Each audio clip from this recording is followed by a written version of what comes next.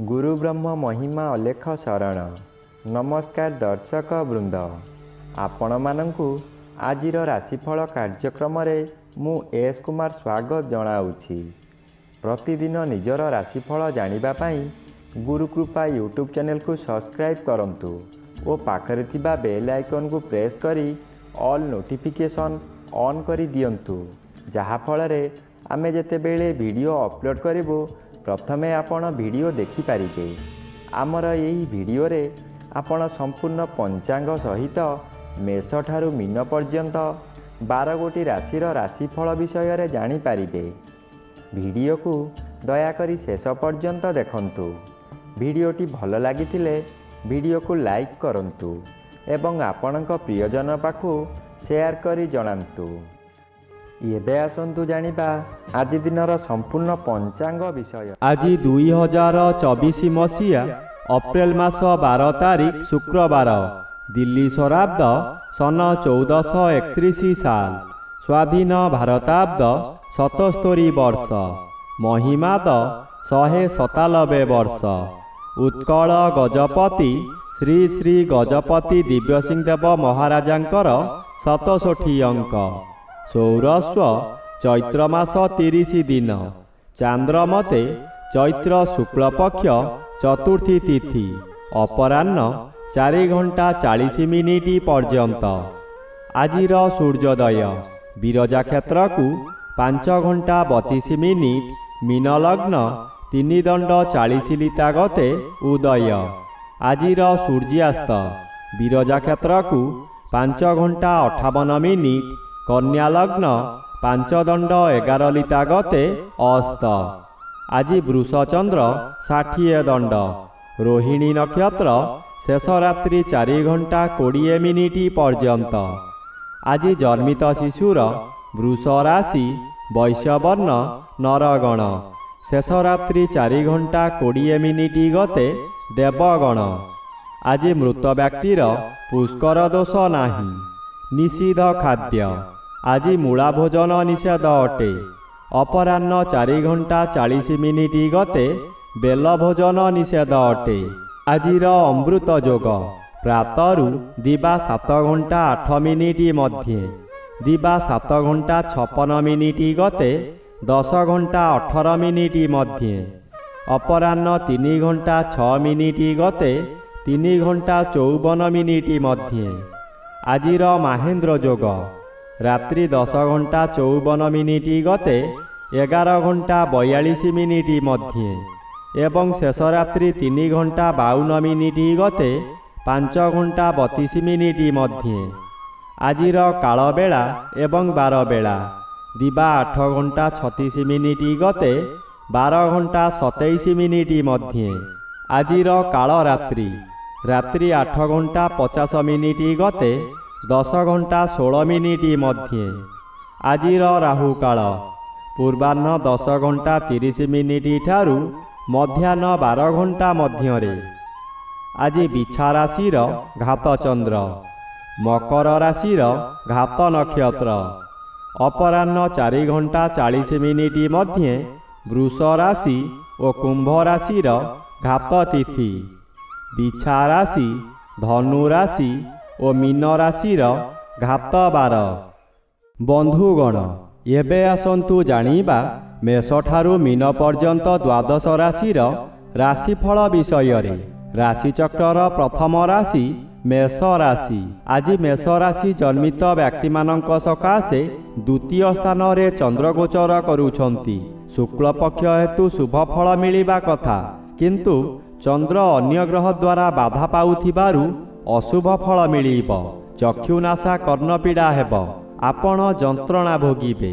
बंधु बांधव माने आपणकर निंदागान करिबे।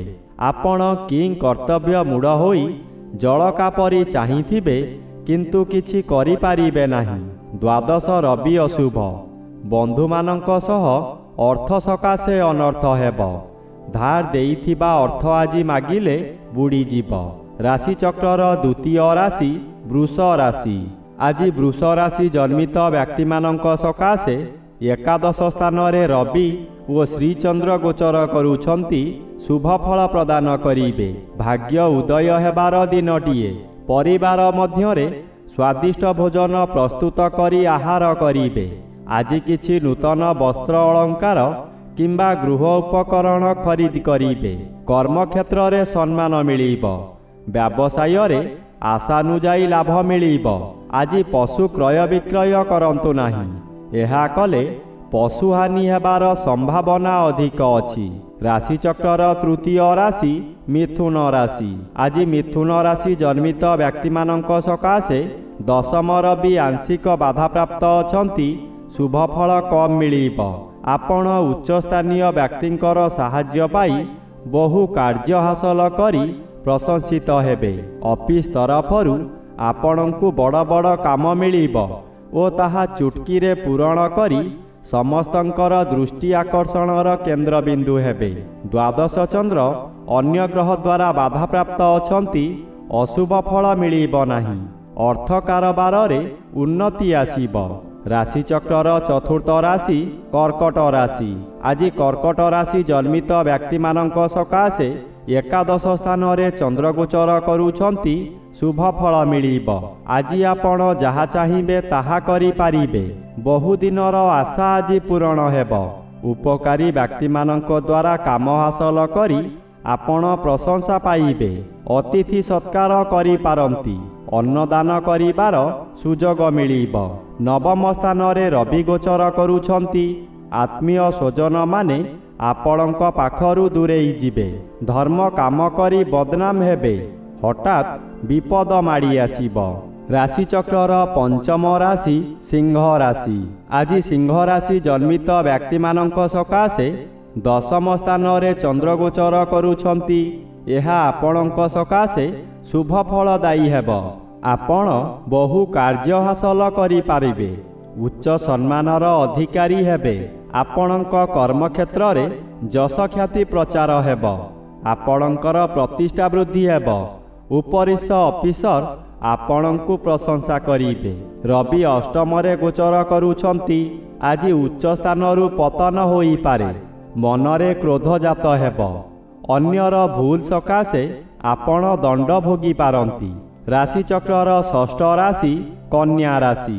ଆଜି କନ୍ୟା ରାଶି ଜନ୍ମିତ ବ୍ୟକ୍ତିମାନଙ୍କ ସକାଶେ ନବମ ସ୍ଥାନରେ ଚନ୍ଦ୍ରଗୋଚର କରୁଛନ୍ତି। ନବମ ଚନ୍ଦ୍ର ଶୁକ୍ଳ ପକ୍ଷରେ ଶୁଭ ଫଳଦାୟୀ, କିନ୍ତୁ ଆପଣ ସତର୍କର ସହିତ କାର୍ଯ୍ୟ କରିଲେ ସଫଳତା ମିଳିବ। ସାମାନ୍ୟ କାରଣରୁ ଅସଫଳ ମଧ୍ୟ ହୋଇପାରନ୍ତି। ଆଜି ଆପଣ ଧର୍ମ କାମ କରି ମନକୁ ଶାନ୍ତି କରିବେ। କୌଣସି ଉତ୍ସବରେ ଯୋଗଦାନ କରିପାରନ୍ତି। ସାଙ୍ଗସାଥୀମାନଙ୍କଠାରୁ ପ୍ରଶଂସା ମିଳିବ। ପରିବାରର ଗୁରୁଜନମାନେ ଆଶୀର୍ବାଦ କରିବେ।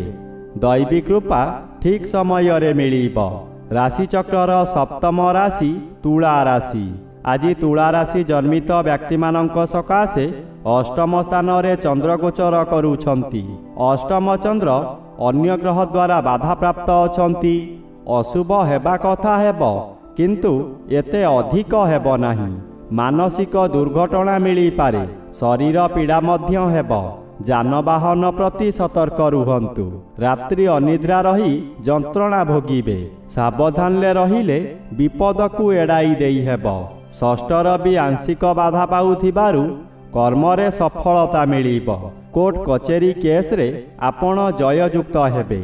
ରାଶିଚକ୍ରର ଅଷ୍ଟମ ରାଶି ବିଛା ରାଶି।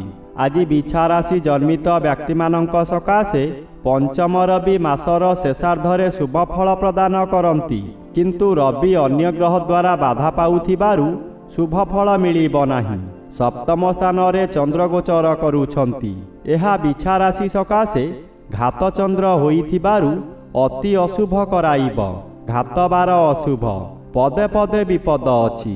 ପରିବାର ମଧ୍ୟରେ ଅଶାନ୍ତି ଭୋଗିବେ। ସ୍ୱାମୀ ସ୍ତ୍ରୀଙ୍କ ମଧ୍ୟରେ ସାମାନ୍ୟ କାରଣରୁ ଝଗଡ଼ା ହେବ। ବିପରୀତ ଖବର ପାଇ ବ୍ୟଥିତ ହେବେ। ରାସ୍ତା ଦୁର୍ଘଟଣାର ସମ୍ଭାବନାକୁ ଏଡ଼ାଇ ଦେଇ ହେବ ନାହିଁ। ରାଶିଚକ୍ରର ନବମ ରାଶି ଧନୁ ରାଶି। ଆଜି ଧନୁ ରାଶି ଜନ୍ମିତ ବ୍ୟକ୍ତିମାନଙ୍କ ସକାଶେ ଷଷ୍ଠ ସ୍ଥାନରେ ଚନ୍ଦ୍ରଗୋଚର କରୁଛନ୍ତି। ଶୁଭ ଫଳ ମିଳିବ। ପୂର୍ବରୁ ଲାଗିଥିବା ଶତ୍ରୁମାନେ ଦୂରେଇ ଯିବେ। ବ୍ୟବସାୟ କରୁଥିବା ବ୍ୟକ୍ତିବିଶେଷଙ୍କ ସକାଶେ ଆଜିର ଦିନଟି ଲାଭଦାୟକ ଦିବସ ହେବ। ପରିବାର ମଧ୍ୟରେ ସ୍ୱାସ୍ଥ୍ୟ ଉତ୍ତମ ରହିବ। ଆଜି ଯେଉଁ କର୍ମ କରିବେ ସଫଳତା ନିଶ୍ଚୟ ମିଳିବ। ରବି ଚତୁର୍ଥ ସ୍ଥାନରେ ଗୋଚର କରୁଛନ୍ତି ଏବଂ ଆଜି ଘାତବାର ଥିବାରୁ କୌଣସି ନାରୀ ସହିତ ଝଗଡ଼ା ହୋଇପାରେ ଓ ଆପଣ ଉତ୍ତେଜିତ ହୋଇ ଭୁଲ କରି ବସିବେ। ରାଶିଚକ୍ରର ଦଶମ ରାଶି ମକର ରାଶି। ଆଜି ମକର ରାଶି ଜନ୍ମିତ ବ୍ୟକ୍ତିମାନଙ୍କ ସକାଶେ ପଞ୍ଚମ ସ୍ଥାନରେ ଚନ୍ଦ୍ର ଗୋଚର କରୁଛନ୍ତି। ଶୁକ୍ଳପକ୍ଷ ହେତୁ ଶୁଭ ଫଳ ମିଳିବ। ରବି ତୃତୀୟରେ ଗୋଚର କରୁଛନ୍ତି। ଏହା ଆପଣଙ୍କ ସକାଶେ ବରଦାନ ସଦୃଶ୍ୟ ହେବ। ପୂର୍ବରୁ ହେଉନଥିବା କାମ ଅତି ସହଜରେ ହୋଇଯିବ। ପୂର୍ବ ରୋଗରୁ ସାମୟିକ ଭାବରେ ମୁକ୍ତି ମିଳିବ। ମନରେ ଆଶାର ଆଲୋକ ଦେଖାଦେବ। ଆପଣ ଆଜି ଯାହାକୁ ଯାହା କହିବେ ତାହା ବେଦର ଗାର ହେବ। ଘରେ ବାହାରେ ଅଫିସରେ ଆପଣଙ୍କର ସ୍ୱାଧୀନତା ବଜାୟ ରହିବ। ରାଶିଚକ୍ରର ଏକାଦଶ ରାଶି କୁମ୍ଭ ରାଶି। ଆଜି କୁମ୍ଭ ରାଶି ଜନ୍ମିତ ବ୍ୟକ୍ତିମାନଙ୍କ ସକାଶେ ଚତୁର୍ଥ ସ୍ଥାନରେ ଚନ୍ଦ୍ରଗୋଚର କରୁଛନ୍ତି। ଆପଣଙ୍କର ଦିନଟି ଅଶୁଭରେ କଟିବ। ଆପଣ କାହାରି ପ୍ରରୋଚନାରେ ପଡ଼ି ବହୁ ସ୍ଥାନ ଭ୍ରମଣ କରିବାକୁ ଯିବେ।